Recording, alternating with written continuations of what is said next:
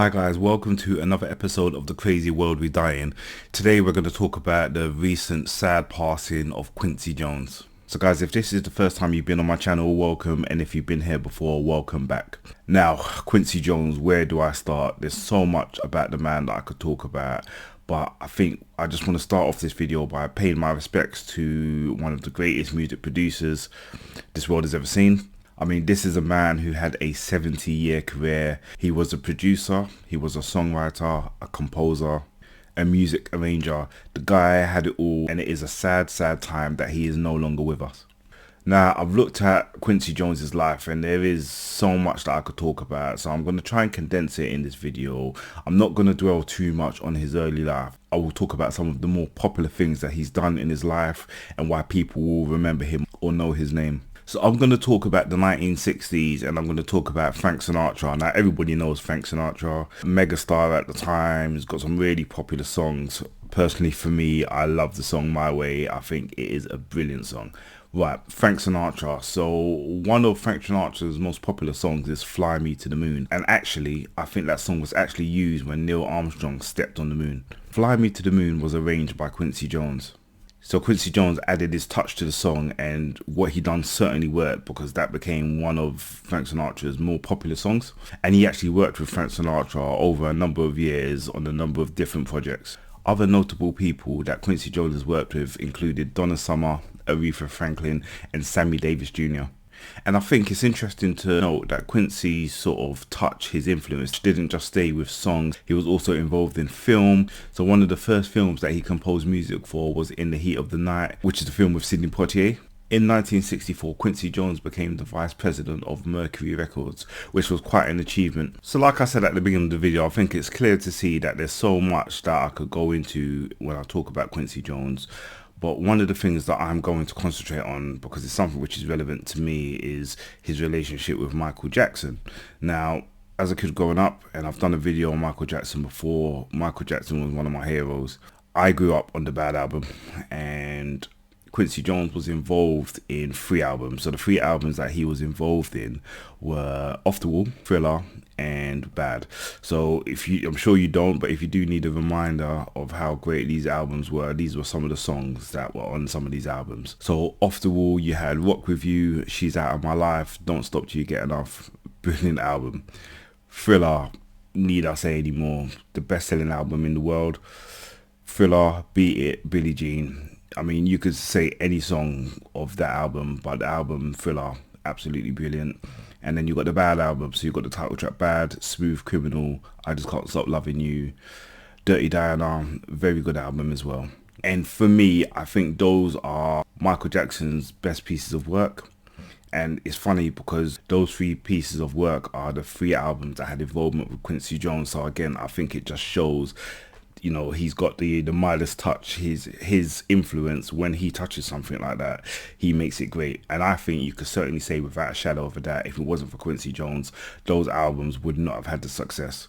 So if I stick with the 80s, now one of the songs, if you remember, was We Are the World, which was a song which had a number of artists at the time who came together, and it was to do with the famine in Ethiopia. Now, if you remember some of the people that were on that track, you had Michael Jackson, you had Cyndi Lauper, you had the Boss, Bruce Springsteen, and various other people. At the time, it was a who's who of the musical world.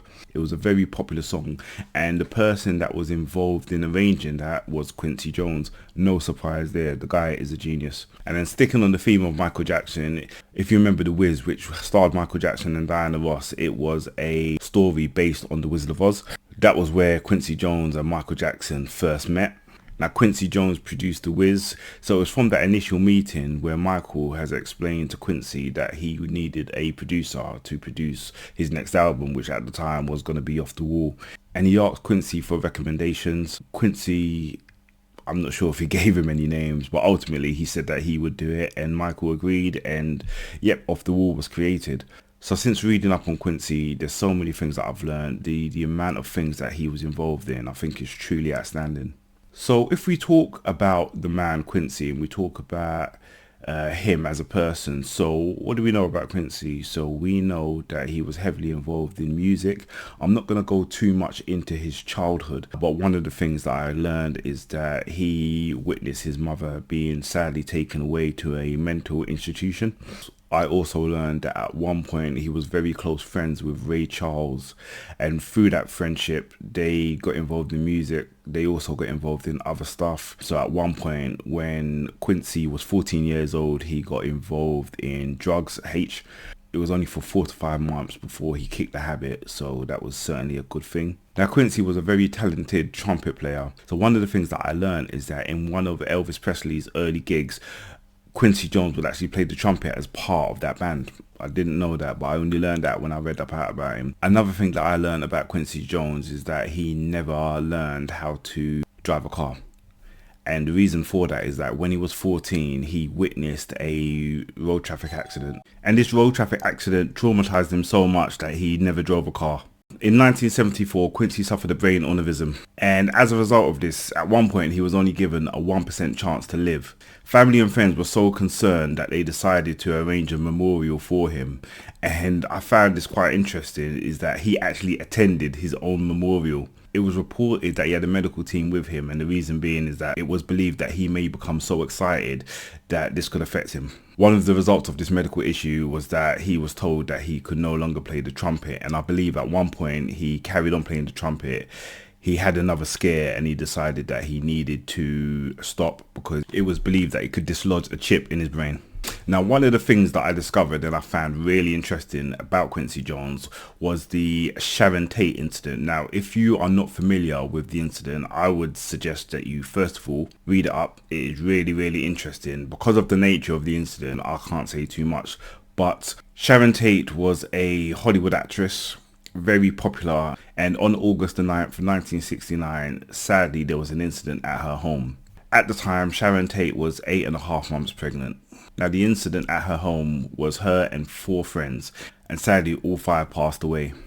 And the reason they passed away was members of the Charles Manson family attended that address, and I'm sure you could work out what happened from there. The details of the actual incident are quite horrific, so I'm not going to go into too much. However, if you're a fan of film and you like Quentin Tarantino, his most recent film, Once Upon a Time in Hollywood, touches on that incident. Margot Robbie plays Sharon Tate. And the reason I'm bringing this up is that I learned that Quincy Jones was actually meant to be in attendance on that day. So Quincy Jones was meant to attend that party, but at the last moment he forgot, and as a result he never attended. And he touches on this in an interview in 2018, but as a result of forgetting about the party, he doesn't attend, and he doesn't possibly become the 6th victim of that day. If I talk about accolades, I mean, there's so much I could say, but I'm just going to summarize it. So first of all, it's no surprise that Quincy Jones does have a star on the Hollywood Walk of Fame. I said at the beginning of the video, he has 70 years worth of experience in this industry, and he has won 28 Grammy Awards. So in terms of the Grammys, he actually has the 3rd highest amount of nominations. The only 2 people in front of him, funny enough, are Jay-Z and Beyonce. A lot of people are familiar with the series Roots. Quincy Jones composed the music for that show. Another thing I've learned is that Quincy Jones was responsible for the Fresh Prince of Bel-Air.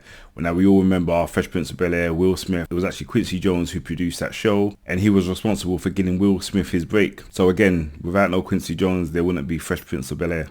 So other things that Quincy produced was the film The Color Purple. Now, Color Purple was quite a popular film, and what that film actually done is credited with bringing 2 people to the forefront of TV and film. So that's Whoopi Goldberg and that's Oprah Winfrey. Again, you think about their careers and things that they've done, and again, you could say that it all came down to Quincy Jones. And I think talking about Quincy Jones, and I'm just going to go back to Michael Jackson.